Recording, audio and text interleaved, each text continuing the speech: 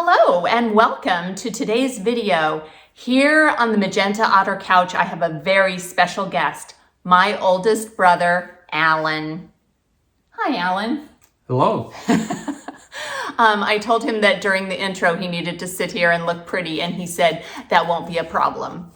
So Alan is here today to discuss DNA with me, because those of you who watched last week's video know that Ian and I reviewed our DNA results, and also I did a summary of DNA results between myself, my brother Alan, and our brother Brian. So it was interesting for me to see the differences in our ethnicities. Also, we talked about ethnicities and communities. We talked about 3 different sources of DNA analysis, and I showed you Alan's DNA compared across those 3 sources for Ancestry, 23andMe, and living DNA. So if you haven't seen last week's video, go check that out. But today we're going to do a follow-up and talk about more DNA things, because Alan is a DNA expert. As for me, he keeps explaining it to me. And how does that go, Alan? Very well. No, it does not. I never understand it. I never retain it. And then you keep just explaining it to me again. Oh, before we keep talking about DNA, I have to say one thing. For those of you who are very attention to detail oriented, you will be saying about now, why is Dara not wearing magenta? She always wears magenta when she films on the gray couch. Well, it's because today I'm wearing this shirt and it has otters on it. Do you see? It's Otter Space. And Alan's sweet wife, Carmen, who's really good at buying gifts, bought me this Otter Space t-shirt. So I'm wearing that today. The other thing you might be thinking is, wow, Alan looks a lot older than Dara. Really? I thought you were older. When I was born, I think Alan was about 16 or 17 years old. One of my earliest memories of Alan was he had this really cool red MG. Do you know when you had that? Yes, that'd have to be about 1970, I think. Okay. The red MG I had when I met Carmen. Oh. So it worked. It was a chick magnet. Absolutely. So I know some of you are car enthusiasts. I will insert the cute photo of me going for a ride in my big brother Alan's red convertible MG so that you can enjoy that little blast from the past. Let's talk about DNA. And last week's video was really about ethnicities and communities, but what Alan spends a lot of time doing is using DNA to find relatives and connections in family history research, right? Yes. So what should we talk about first? Well, first let's do a little follow-up on your prior video. And you talked about being surprised about the differences. And the key thing when you're comparing siblings is that a sibling will only share 50% of the same DNA as the other sibling. So you know that you have 50% from each parent, but it's not the same 50% you get. And therefore there is variety between siblings. So depending on what pieces you got from one parent and from the other parent, you simply only share 50% of your DNA roughly with a sibling. That is really interesting and not what I expected. And so I was not surprised by the comparisons. Yeah. That's just some of the variability that you'll see. And it also is interesting if you are trying to understand the parents, the more siblings or first cousins you can get information on, the better you can understand the parents. Okay, so before we go deep diving into some of this family history research thing, let's first talk about your knowledge regarding the differences between Ancestry, 23andMe, living DNA, and does MyHeritage do DNA? Absolutely. Because I'm assuming you've done MyHeritage DNA as well. Yes. Okay, so let's talk about the differences between those companies, because some people maybe haven't done their DNA analysis yet. And as long as they don't live in France, maybe they want to do it. There are different tests, and the tests are primarily the same. So when you get a particular spot on your 16th chromosome, there'll be 2 letters, and that's pretty much going to be the same thing no matter what DNA group you test with. Now, if you're interested in ethnicity, then that reporting is fuzzier, because it says, oh, we think you're from this area of this country, so you have that ethnicity. Or if you get down to even communities like you discussed, then it's a smaller area, but it's still sort of large, sort of fuzzy, but it gives you a general idea. When it comes to matching on a specific spot, when the DNA analysis says you match this other person, you match them. It's not a question if you don't, unless you get to very small. And I would tell you, if you're down to like 10 centimorgans, then it could be a false match compared to a real match. But if you're 50 centimorgans or above, which is where almost all the genealogy is done, if it says you're a match, you are a match. What's a centimorgan? Oh, sorry, I slipped in that technical term. So the actual definition is that it's a probability of a match. But when you see the charts and things, it'll show, oh, this length of a segment has so many centimorgans in it. And the thing is that, I mean, it sounds like centimeters. It does sound like centimeters. And if you think it's like a centimeter, you're probably okay, because thinking of probabilities just makes it tougher. Mm-hmm. Just think about it. It's a number of length of a match. So if you have a sibling, you will match many different segments. If you have a 4th cousin, you may match just on one segment, and it may be about 50 centimorgans long, but that's what the match is, and that's a valid match. It's not a question about if you match, you match. So obviously the cent part of centimeters or centimorgans, that centa part means something to do with hundreds. So that's helpful to know it's a probability. So right. That's why if it's right. 50 or above, then right. think about it as a probability, a percentage that you match that person. So, right. Okay, good. So let's again contrast a little bit between Ancestry and 23andMe, Living DNA, MyHeritage. Which companies do you think are particularly good at one thing or another? I'm going to answer that a little bit differently. First of all, the first thing to understand is that 2 of the companies will not let you upload from another company. So if you test with 23andMe, then you can upload to some of the other companies. Mm-hmm. But you cannot upload to 23andMe if you test it elsewhere. The same thing is with Ancestry. So the big ones are Ancestry, 23andMe, MyHeritage, and then Living DNA has a real presence in England. It's based in England, and it's also endorsed by Find My Past. So there's a connection there. So you may find that other people have tested that. So what happens if, let's say, you test with Living DNA, but someone else has tested with Ancestry? Well, the answer is Living DNA will take a free upload. Mm-hmm. So you don't have to retest. You just take your Ancestry test, upload it to Living DNA, and then you could see if you're a match with someone. Mm-hmm. You couldn't go the other way because Ancestry doesn't take uploads. Mm-hmm. The one that gives you the most information, the best analysis, and the best detail is MyHeritage. They're also the most innovative of the companies. The other ones are all sort of trying to catch up. Ancestry has the largest tested database. They have 25 million that have tested. Wow. But that is primarily United States. Yeah.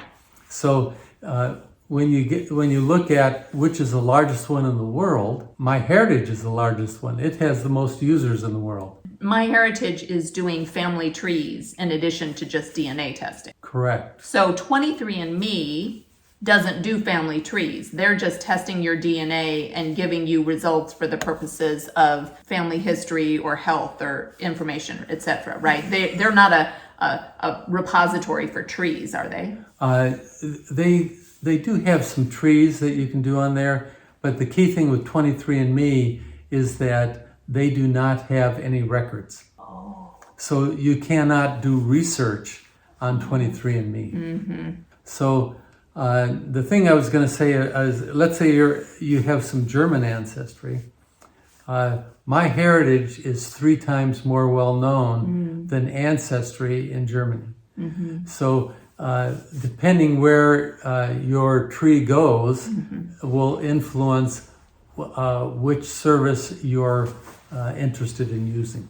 Right. And MyHeritage does trees. Yes. If you live in Europe and your ancestors are European and you're thinking you're going to connect with other individuals in Europe, MyHeritage might be a better choice. If you live in the US and your people have lived in the US for centuries, Ancestry might be a better way to find connections. The second largest database is 23andMe, and again, I would tell you that's more US based. So I would now. Ancestry does have, I don't know what the percentage is that have done testing in England, but I don't think it's small. I think it's quite large because the DNA testing started in the United States, the consumer testing, even though it was first discovered in England, I might add. And then it went into England and then has gone onto the continent and to other countries, all except for France. And you alluded to that earlier, and so I should explain that. In France, it's illegal to do consumer testing, DNA testing, and the fine is $20,000. So it is. So the people don't want to violate that. It is at the conference that they're referred to, Roots Tech Conference. One of the expert presenters mentioned this and said, well, let me interpret that, let me translate it for you from French into English. She said, well, the French use DNA in court cases, to prove, whether someone was there or wasn't there. So they're familiar with DNA. She says, the reason why they do not want to see that in consumer testing is because there have been too many affairs in France. Oh my, that's scandalous. We're going to get some anti-French comments on that one. But well, I would say the French aren't the only ones who have affairs.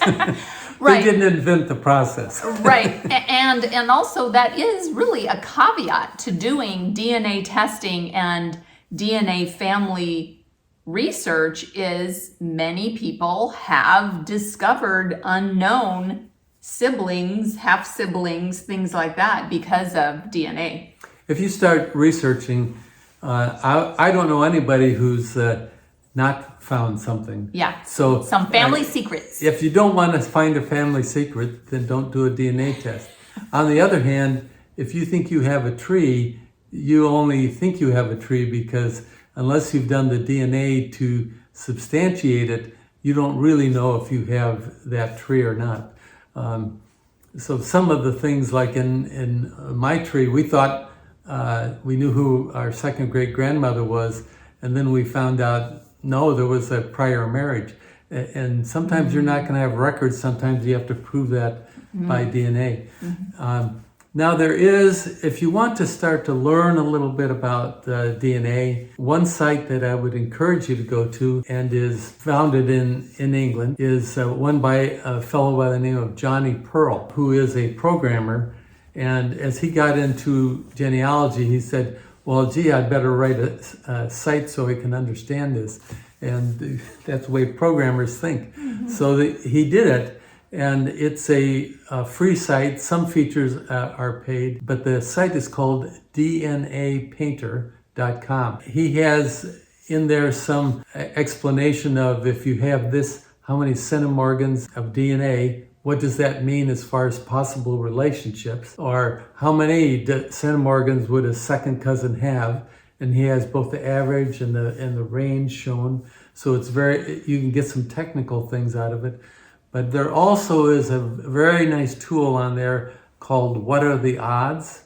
And the What Are the Odds is a key approach for finding out where an unknown DNA match might fit in your tree. And in particular, it's useful if you're wanting to find out who a birth parent is. And in fact, 2 weeks before RootsTech was held, they finished up a revision. They now call it, the abbreviation for What Are the Odds is WATO, and they have WATO Plus. And the plus he recommended it if you're looking, for example, for a birth parent, that would be one to look at. Okay, so while we're talking about other websites, other than Ancestry, MyHeritage, etc., talk about Family Search and how Family Search is useful in doing family history research and building your tree. Family Search does that. It helps you build the tree, helps you do the research. They have about 50 to 60 billion records. They added 18 billion records in the last year. So it is different than the other sites in two respects. One is that it's free. Free is good. So if you're just beginning, there's no question I would recommend looking at Family Search. They have lots of information there and lots of improvements that they've been making. It's just a good site to have. I think it's pretty straightforward to use. And I might mention is that they don't do DNA. So that is different from it. So if you're interested in the DNA aspect, then you would test elsewhere. But the thing about Family Search is that they have one shared tree, so that when you start to do your genealogy, you put in yourself and your parents, and then maybe your grandparents are deceased. Well, your grandparents might already be in the database, or your great-grandparents. And once you hit someone else who's already deceased, then all of the other generations are automatically there for you to find. So it's not like Ancestry where you go build your tree from scratch. Right. You're just jumping into this massive community, worldwide community tree that exists. That's right. Now, Find My Past has the most English records. But again, they have not developed their own set of trees. And I know in the past I'd even recommended going to Family Search for a tree because that's a good way for everybody to collaborate and build together. Right. Family Search really works in tandem with Find My Past, Ancestry. You can share information very easily between Ancestry.com and FamilySearch.org. And I'll put links to all of those websites in the description so that you can make sure you know what we're talking about. Since we're talking about DNA, what I tell beginners is there's a few terms you're going to have to learn, like centimorgans and WATO. But once you learn those few terms and then stick with it a little bit, it'll become understandable. There's lots of training on YouTube. There's lots of training links on DNA Painter. And if you have a local society that you could join, they will have presentations that are available to you that will tell you things. But I think when I originally didn't know what a centimorgan was, I watched a number of YouTube videos, and you can do a lot of self-training and pick it up.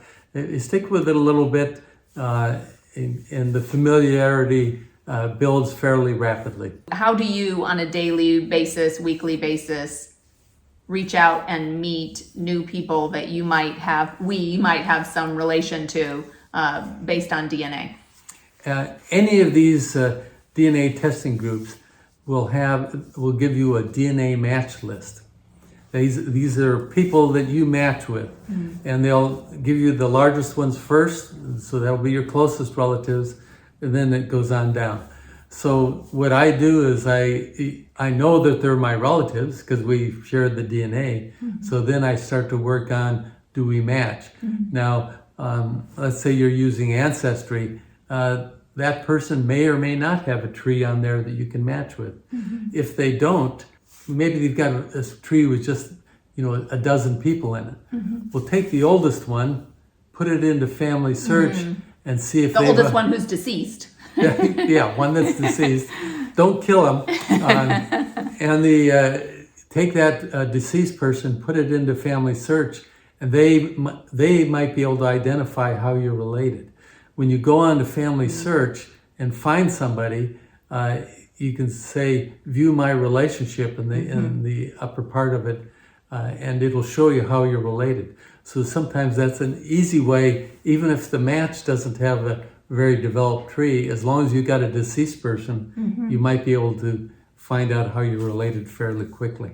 Well, thank you. This is all very interesting. Do you have any final remarks about DNA before we wrap up the video? If you have any questions, contact Derek. If you have any questions, put them in the comments of this video, and we may or may not respond. Thank you so much, Alan, for spending this time on the Magenta Otter Travels couch and discussing DNA and family history with us today. And thank you for watching this video, and do something good in the world today.